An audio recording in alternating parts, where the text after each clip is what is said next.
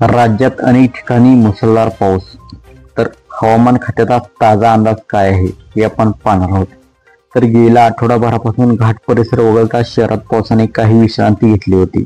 दरम्यान भारतीय हवामान खात्याच्या ताज्या अपडेटनुसार राज्यात विविध भागात पावसाचा इशारा देण्यात आला आहे. मुंबईसह आज पुण्याला पावसाचा येलो अलर्ट देण्यात आला आहे असून पुढील काही दिवस पावसाची शक्यता वर्तवण्यात आली आहे. हवामान खात्याच्या अंदाजानुसार मुंबईसह कोकण किनारपट्टीवर आज मुसळधार पाऊस पडणार असून मच्छीमारांसाठी सावधगिरीचा इशारा देण्यात आला आहे.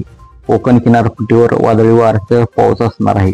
तरी मच्छीमारांना हवामान अंदाज घेऊन आपल्या जहाजा पाण्यात उतरवण्याच्या सूचना देण्यात आल्या आहेत. कोकण किनारपट्टीसह रायगड, रत्नागिरी व सिंधुदुर्ग जिल्ह्यांना देखील पावसाचा येलो अलर्ट देण्यात आला आहे. तसेच रविवारी देखील पावसाचा जोर कायम असणार आहे अशी माहिती हवामान खात्याकडून देण्यात आली आहे.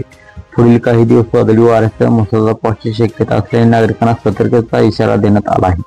तर मुंबई, ठाणे, सिंधुदुर्ग, छत्रपती संभाजीनगर, जालना, परभणी, नांदेड, हिंगोली, जळगाव, धुळे, नंदुरबार आणि संपूर्ण विदर्भात येलो अलर्ट जारी करण्यात आला आहे.